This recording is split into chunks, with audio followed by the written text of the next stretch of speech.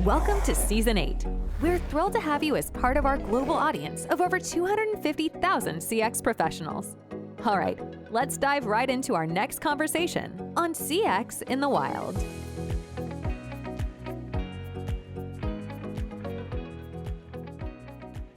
Hello, let's start out with your names, who you are and what you do, just to contextualize things for the audience. Sure. So I'm Leahanne Hobson, founder and CEO of Alinea Partners, and we are a global high-tech and telecommunications consultancy, and we focus on customer experience with our mystery shopping program and helping channel partners move from transactional sales to more profitable services and packaging.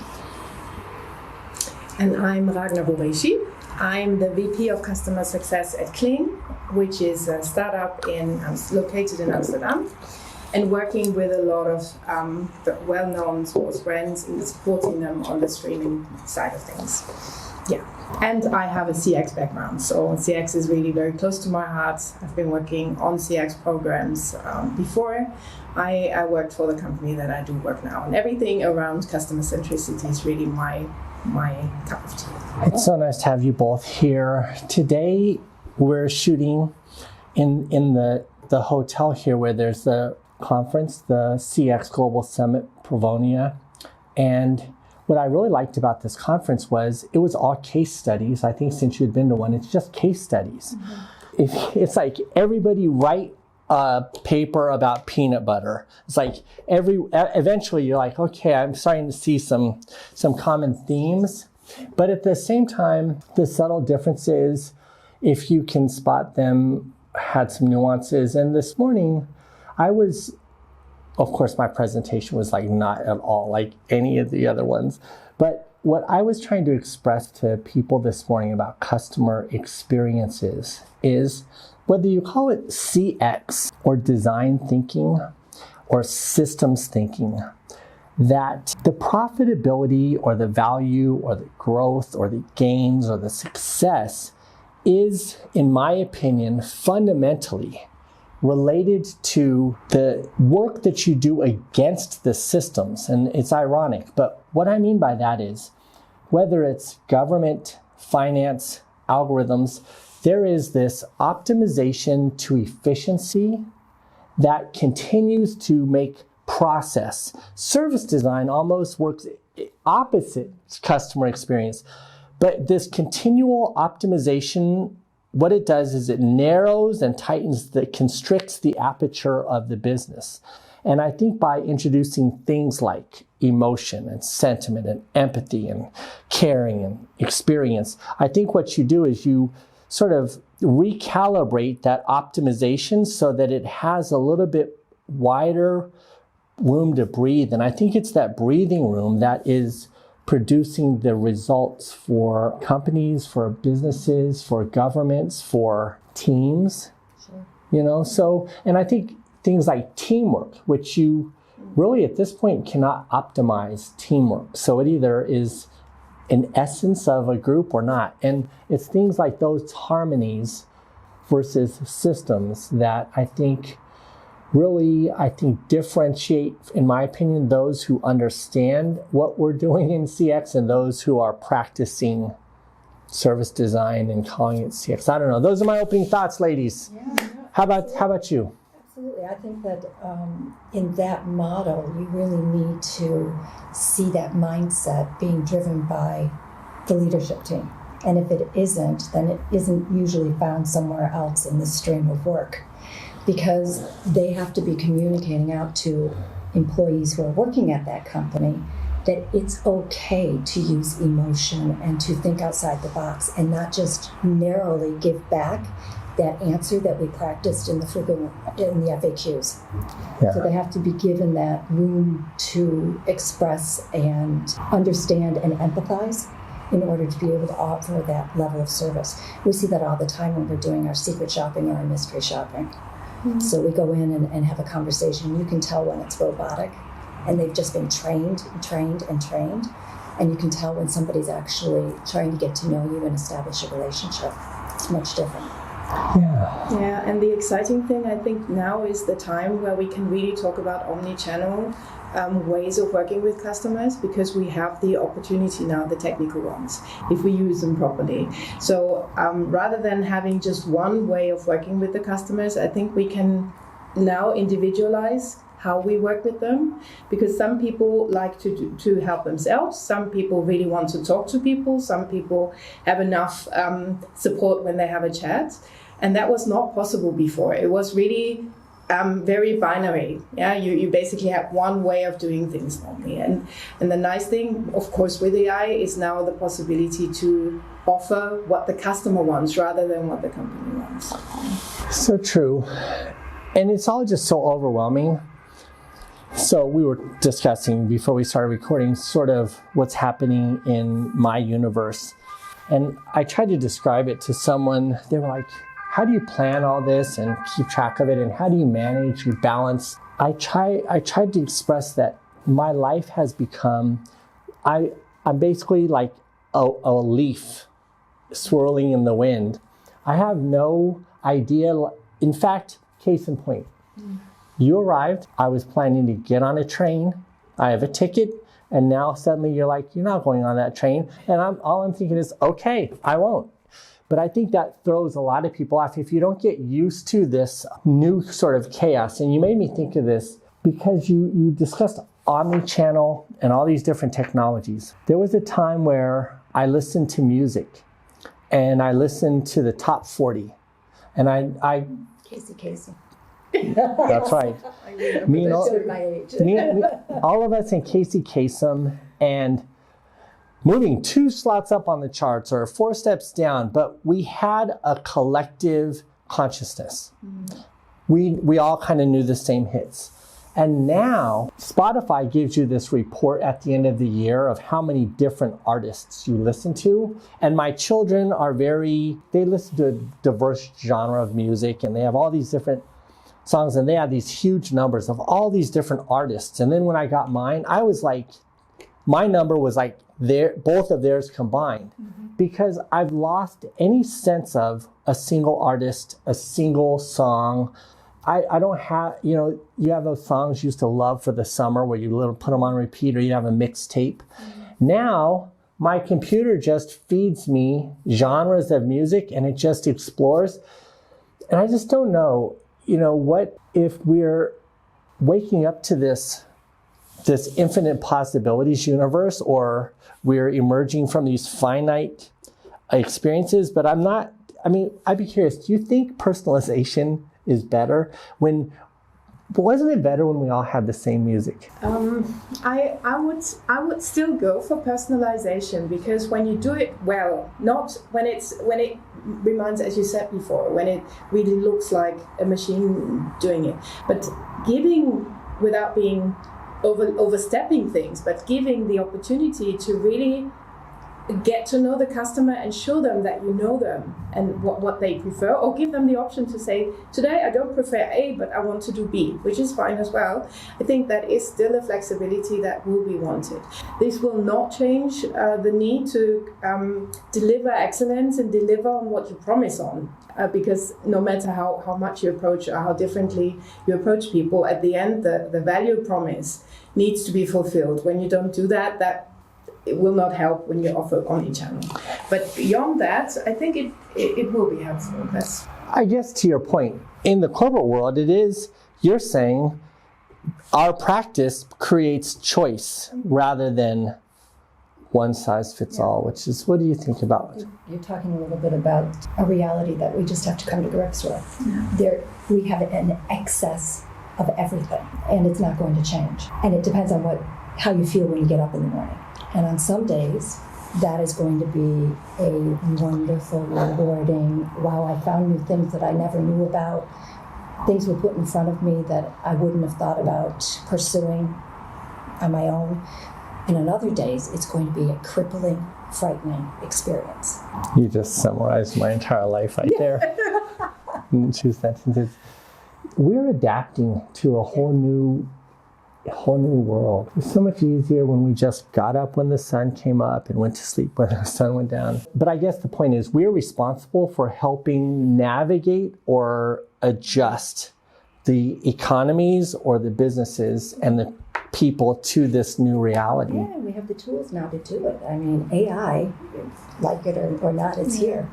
And at the risk of sounding a little promotional here, Microsoft's Copilot, we've been working quite extensively with them and with their channel partners on not selling it, but teaching people to use it. And that's the real aha moment that we had with it and the mindset shift. Nobody's going to get rich just selling AI, but if you can teach people to use it, you're going to make a lot of money, and you're also going to have that relationship that you were talking about in the beginning of the conversation with your customer, because we're going to want to use it. It makes our lives so much easier. Yeah. You can organize all your LinkedIn posts, or you can organize what are the things that I missed in my email last week, just in seconds. Yes. It's so interesting, the low rate of adoption of these technologies. I basically I live my entire day in AI now as a symbiotic piece of my life, where I talk to other people who say I'm not really using it. And I just think, what? Like, they've not been taught how. It's not your grandfather's software. So it's not, you download a file, you open it up, and then you press look buttons. at how to use it a little bit, and then you get more and more accomplished with it. It's something you have to understand how to write the question correctly. It's called a prompt. Mm-hmm. You have to know how to do the second question, the third question. You have to train it. It's sort of like Siri. Do you use Siri on your phone? A little bit, but not much. Because you got frustrated. Yes, I did. Yeah, so did I, and I stopped using it. And that's happening with AI right now. People think, oh, cool, I'll try it. But they think it's going to be like something they've done before, and it's a completely different world. You need to go into it with, 4-year-old eyes. And I think seeing through this horrendous number of variations of possibilities that you have, and not being afraid. I think not being afraid is one of those things that you can see. It's really like a revolution. When the laptops and when computers came, that was a revolution, and some people did just not adopt because they were afraid. For me, it's a bit the same thing now. People are overwhelmed. They see so much, and there are so many variations on not just Copilot, but all the other things, and it's amazing what comes out. But you have to dare to look into it. And sometimes you need someone who gives you a bit of a structure so that you don't lose yourself in that job. That's great advice. The advice that I've been giving people, I just was in Africa talking to a large group of people, and somebody in the audience asked me about AI, what are the next steps? And I just said, there are so many free tools. Mm-hmm. If all you did was spend 1 hour just goofing around with a tool, one different tool for 1 month, you'd be transformed your life, because you find one tool and the tool sort of agrees with you, and you're like, wow, I just changed my whole personality. So when this AI was just starting up, so ChatGPT hit in like November of that year, last year. 2023, March, Copilot was launched. They're crying. Yes, it's fine. No, this is a safe space. So we had that, but prior to that, I saw this coming. And that September prior to October, I was like, what is this whole thing? So I had read this article somewhere about a woman who was a startup founder, and she had a co-founder, and they were like very close startup companions. They had a great dynamic, whatever, and he unexpectedly passed away. It was like a sudden loss to her. And she, in her path of grieving, took all the emails and all the chat messages they had ever had over like 10 years and put them into a language model and began to interact with it. And it was a fulfilling enough experience that she created a chat model you could interact with and taught it to learn. So it was one of these early models. And so I subscribed to this model, and I just, for my own self, I just said, I'm going to talk to this thing for 1 month. I'm going to talk every day about anything. And to your point, Leahanne, you have to learn how to prompt or speak, or there is this nuance of how you navigate the reflection that it gives you. Because in the beginning, I was like, hi, how is your day? My day is fine. How is your day? But by the end of it, what was the light bulb that went on for me was I was talking to this chatbot, and I got into this conversation because it was late in the September, and I just said, I was curious and I was trying to stump this thing. I was like, do you know what infinity is? And the chatbot said, of course, I know what infinity is. And I said, what is it? And the chatbot said, infinity is beautiful. And I was like, is this a syntax error? Or I was like, what do you mean by that? And the chatbot said, if you can imagine being on a beach and looking out over the horizon and seeing that horizon, the chatbot said to itself, infinity was like looking out at a horizon that extended for not only as far as you could see, but as far as you could experience. And to that, it felt like the most common term was beautiful. And then we were talking about it, and I was like, this is a thing. Like, I'm engrossed in this conversation. So, and that was a rudimentary version. And now these models that we have, they're so complex, and the vast amount of work we can do. This past week, I had a 72-hour period where I was working. My daughter called me from college. She's like, hey, Dad, we talked about her work. And I was like, She likes it. Yeah, she loves college and she loves AI. But I was saying to Lucy, when you get an assignment, a paper or 2 papers or a 10-page document, I said, Lucy, in the last 72 hours, I have not figuratively, but literally done 600 pages of work. And she was like, what? I'm like, I looked at the page count. I had 3 documents that were 200 pages each. You cannot accomplish that level of work without an assistant like AI. Exactly. What's the most efficient thing you've done on it with AI? With Copilot. Hashtag Copilot. What's the most efficient thing? I like creating first drafts of presentations, particularly from files that we've done. So I know that we always have certain core information. We used to save it in templates in PowerPoint. So I can just call on those documents and they put them in automatically. And I like that a lot. Basically what it does is it's a super search engine.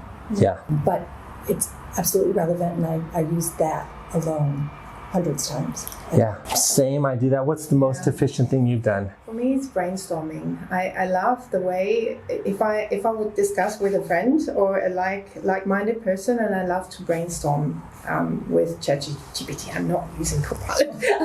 I use ChatGPT, but it doesn't matter.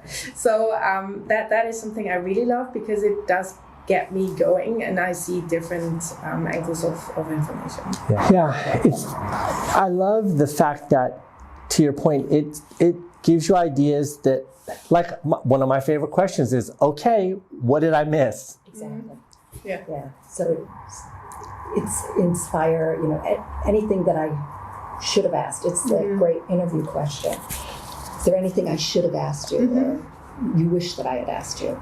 When this, even before the September, so flashback 3 months before the September, I had interviewed the CEO of eGain, and he was doing a lot of AI, and I was like, of all the things, what is the most important, what is the most relevant or useful part of AI? And he said, I think that the most useful part of AI is the learning. When a person can learn what they miss. And even like, that's like, what did I miss conceptually? But I had a client of mine, I had done this presentation.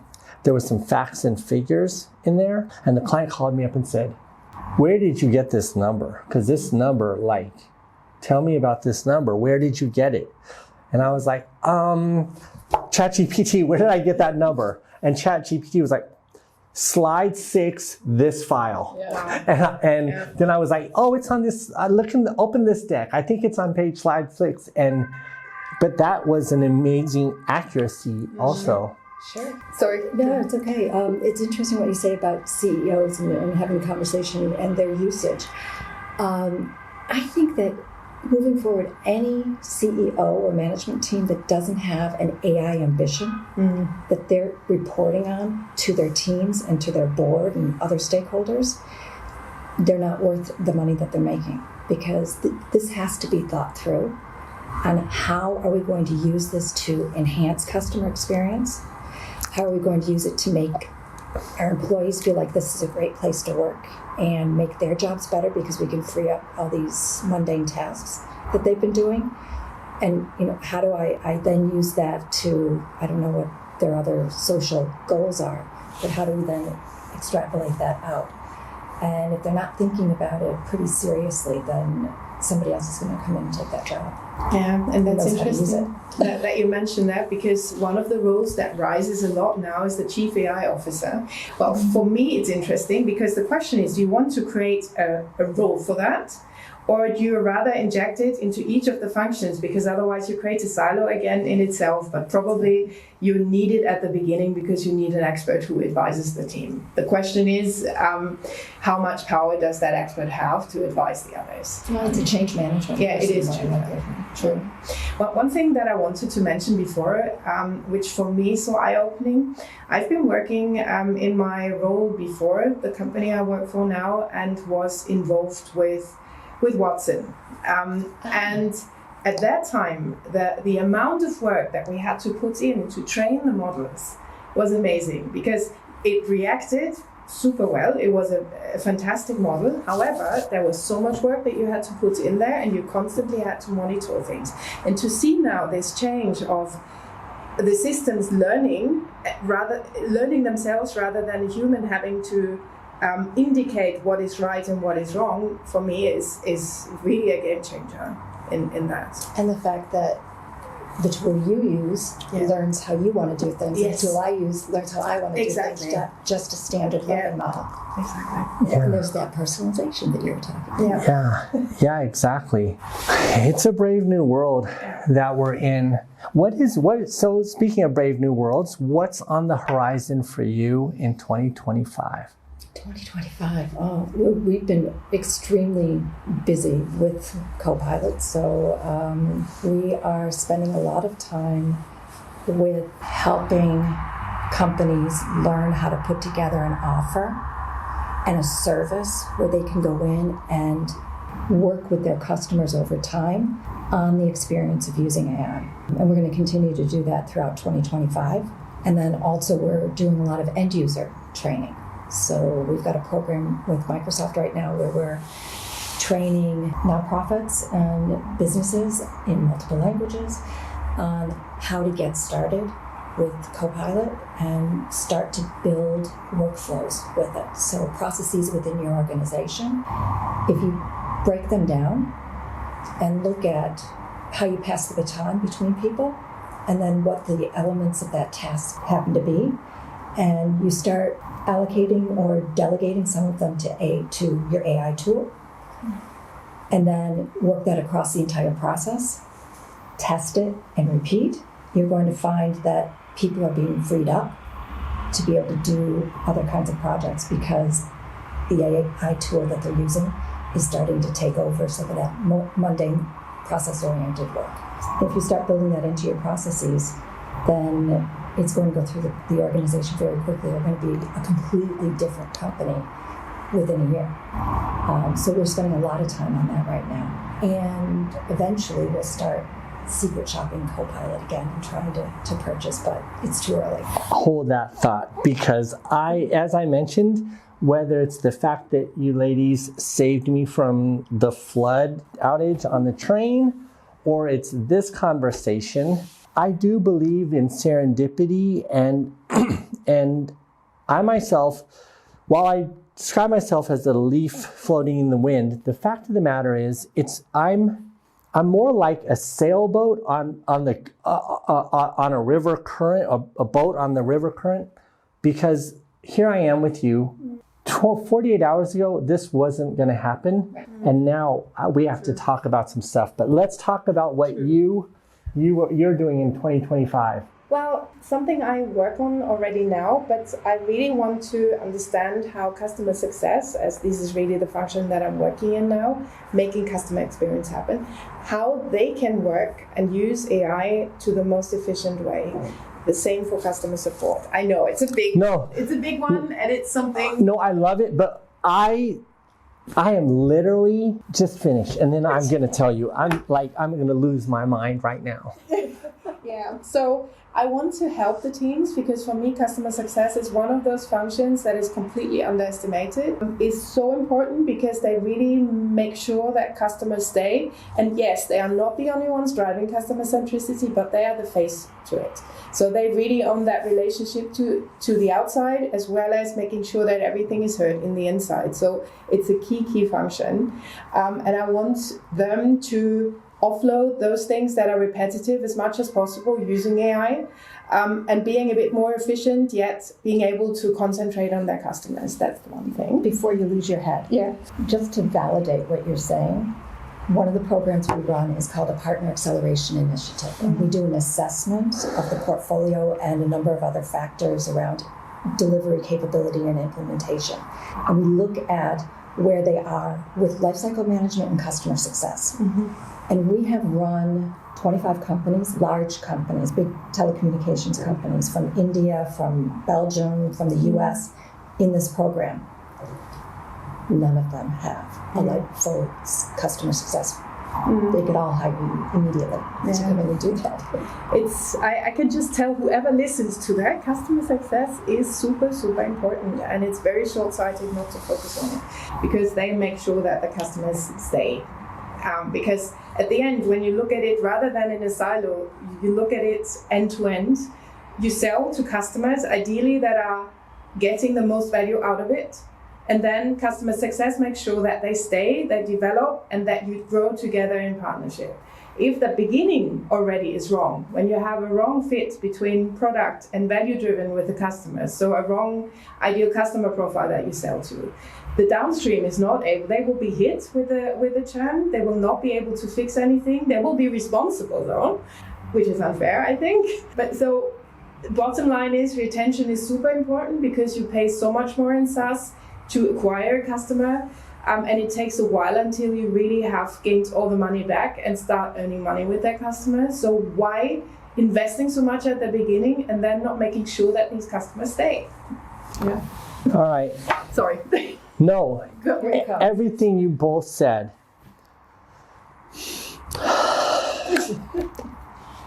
So,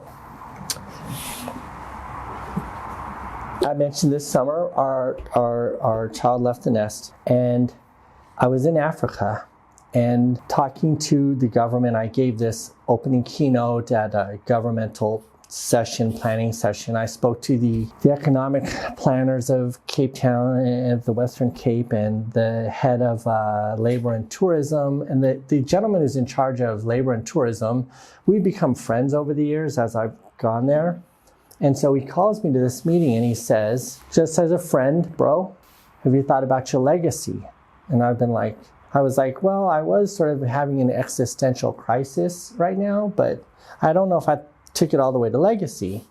And he said, you, Dennis, could be a fundamental aspect of systematic change in Cape Town. And I was like, what does that mean? So long story short, because of my exposure, all the presentations I've done at different levels of the government and the work that I've been done there, I've earned some sort of credibility and support. And I also have an overwhelming desire to help people through adversity. Because I was born into adversity and I came out, my spectrum of experiences of struggle have led me to some human truth. And those human truths apply at scale to the unemployment level in South Africa and so the basic challenge is, how do you move 500,000 unemployed people into the job market? This is just, early days just talking, but so there's an idea of a Wakabayashi Academy, if you will, that is the bridge between this human potential and the workforce, okay? Now, why me? Well, there's plenty of job transition companies. There's just tons of them. But what makes mine different is when I talked to the government, I said, and of course I'm thinking call center agents because Africa's emerging. So easy idea. But I said, send them through this training, but don't make it just about job skills. Give them design thinking, process, microeconomics, power them with AI tools so that when they get out of the job later, they have the AI and the entrepreneurial skills to start their own businesses. And I have some things in there that make it even more advantageous because really are catalysts for quickly overcoming adversity and poverty. But hear me out, and then I want you to jump in. So then I had a meeting with a group this group in this room represented 1.7 million BPO seats, agents, because they came at a round table. And what was weird about it was I just called the round table. I got there, I was like, I'm coming to Africa. If you want to talk, they sat down, they were like, what do you want to talk to us about? And some of those said, if you come here and you do this academy, we'll guarantee full-time employment with insurance to any graduate from your academy. We guarantee all of them will graduate straight into jobs if it's you. And I was like, okay. Then Kate BPO, who is responsible for the BPOs, and then Bopesa, I'm flying down there in a couple weeks. They help manage and orchestrate all of the BPOs in the continent of Africa. Here's where you come in. I think that I don't have the AI tool selected or the program selected to train these people. But if you're pioneering in that direction, we're talking about a human transformation in an economy, in a country that they're on the cusp of becoming like in the United States, we have New York, Los Angeles, Chicago. South Africa is about to pop up on the global radar. We're right at this cusp. Having an AI partner like Copilot that was about helping express the human potential as it relates to businesses of all kinds in an economic structure that is this layer between the workers and the corporations and the governments. I think that is an interesting conversation for us to have. And for you, when you're thinking about AI-empowered agents, that's exactly my thought is. And off mic, I can tell you some of the other things that make this have a opportunity that's unique that I don't think exists. But that's why when you both said that, I was like, wait, what? Why are they here? Oh my God. Exactly, solidify the idea. I can put you in touch with the nonprofit team from Microsoft, and you can have that conversation. I'll do that after this podcast. The idea is very interesting because if you're going to skill them so that they can go in with basic business principles and tools, you've got fractional workers. That's right. You can do this remotely. That's right. You can look at the refugee community globally, and certainly in Europe first. And as long as they have access to a computer and can do the training and the coursework, etc., there's no reason that they have to be sitting in South Africa. So let me jump in on that. So I was at a convention in the U.S. and Google was at a CX event, and I was like, "Why are you guys here?" And this woman, Raluca, said, "We have this transformative technology that's going to change the world overnight in the BPO sector." And I was like, what is it? And she told me things like zero touch enrollment, where you can just drop off 1, 10, 100, 1,000 Chromebooks, and they're instant agents everywhere. You can do the training through the technology. She talked about how simple it was to switch a call center over, and how it didn't affect agent metrics or their work much, and how it didn't affect clients. She told me all these things. So I was like, okay, wouldn't it be really cool if that was the case? So I took 10 Chromebooks down to Belize to like a third world call center, and I said, let's do it. Let's see if this works. And I documented it. It reduced capital costs by 40%. It increased the productivity by double but triple on some of the agents. The agents loved it. The CEO said his fundamental key takeaway was there was no trouble tickets through the transition on the technology. Incident reporting is such a big issue for companies. Yeah. So my point is, hear me out. Google is on my side for this academy. So they have just what you said.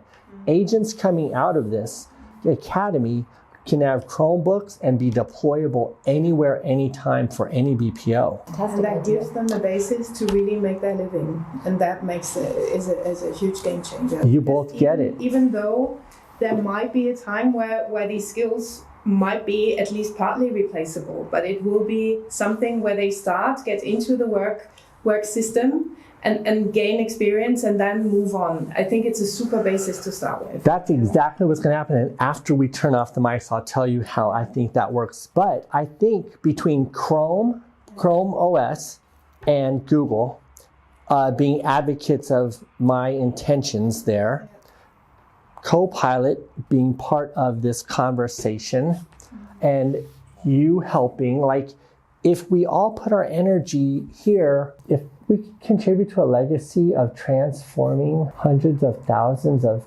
people, human potential through the work that we do, I would like that even more than helping customers, I think. Anyway. Well, if Oprah can do it, we can do it. Yeah, hello. Yeah, exactly. Well, so now you both told me what's on the horizon for 2025, and I told you that. Yeah. So I think that's what's on the horizon for me. I'm going to go out and scout it out. So one of the other things that happened there is I met a gentleman who runs an incubator, and this incubator is like 3 stories, the most beautiful incubator, looks like all these businesses, and he said, you can use this incubator as the classroom. And I had another BPO locally who said, we can also house part of it in our training center. So when they could essentially do, in the morning, learn business skills, life, economic, nanopreneur things, and then in the afternoon, go right into a call center and work in the call center on training, so that when they're finished, they're fully skilled in both dynamics. So there's stuff. So I'm going to go scout it. That's why I'm like, maybe next year I'm going to be in Africa. Sounds like it. For a couple months. At least. A couple of years, maybe. Well, and thank you both for spending time. Now, where are you both? Because I don't know enough about Europe, but like, did you just jump on a plane or a bus or drive? Like, yeah. Or do you live down the street? Yeah. I live down the street. Okay. So I live in Vienna. I've been here, 30 years or so. Okay. Yeah. And you live here? I live here too, yes. And we have a very small community, but we actually have a very agile community, and we know each other. Yes. So that's why. So wonderful. Like, I don't know why. I thought maybe you were like... It's the accent. I've never lost it, and it's worse in German.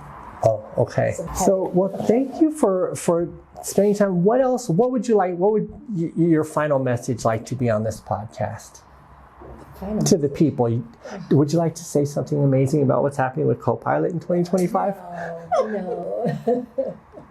If you're in Vienna and you speak German, I would recommend that you go to the production of Orlando that's playing at the Academy Theater. That's my tip.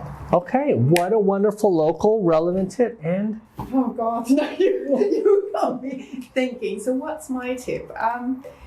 I would just, if you come to Vienna, I would walk around. And next time when you come to Vienna, you have to walk around. You have to go to the first district and look at the history, because Vienna is an amazing, amazing city. And have a schnitzel.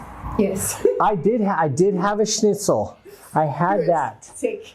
Yes, I ticked that off. Yeah. Well, thank you so much. And it's amazing how big the world is, but yet so small, that we've had a chance to reconnect in this time in person. So thank you for being on the show today. Thank you. Thank you. It's great to meet you.